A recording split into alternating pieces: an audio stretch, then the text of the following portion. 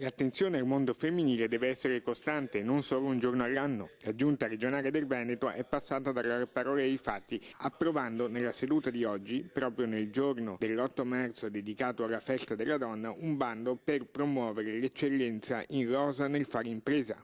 L'assessore allo sviluppo economico regionale Roberto Marcato lo spiega così. Sono convinto che per carità tutto servono i convegni, servono i congressi, servono le manifestazioni di piazza, servono le istruzioni appesi ai comuni, serve tutto. Però il rischio è, come dicono tutti quelli che fanno i convegni, l'8 marzo non deve essere oggi ma deve essere tutto l'anno.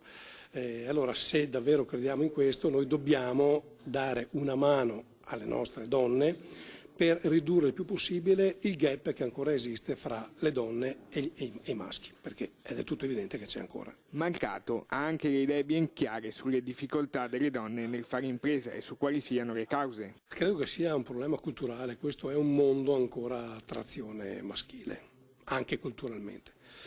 Abbiamo fatto passi da gigante, siamo un paese sicuramente più civile rispetto a qualche anno fa, ma un po' di strada la dobbiamo ancora fare. La Giunta regionale del Veneto ha stanziato 3 milioni di euro a fondo perduto per finanziare progetti di sviluppo da assegnare ad aziende che per il 51% abbiano nel loro organigramma le quote rosa. Le domande potranno essere presentate dalle ore 10 del 10 aprile alle ore 18 del 18 aprile. Al primo bando noi abbiamo dovuto, e ne sono felice, anche se poi qualche mio collega, soprattutto quelli del bilancio, mi hanno tirato le orecchie, ma nel primo bando abbiamo dovuto trovare ulteriori risorse per dare risposte a tutte le richieste che erano arrivate, quindi bilancio assolutamente positivo. Si tratta del secondo bando con questo obiettivo. Il primo, lo scorso anno, ha già avuto risultati molto soddisfacenti. Abbiamo voluto fare un bando dedicato alle nostre grandi imprenditrici venete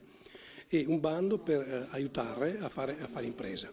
È un bando che prevede finanziamenti a fondo perduto per le nostre imprenditrici venete ed è un bando che prevede contributi che vanno da 30.000 a 170.000 euro, quindi sono cifre importanti dedicate alle nostre donne imprenditrici.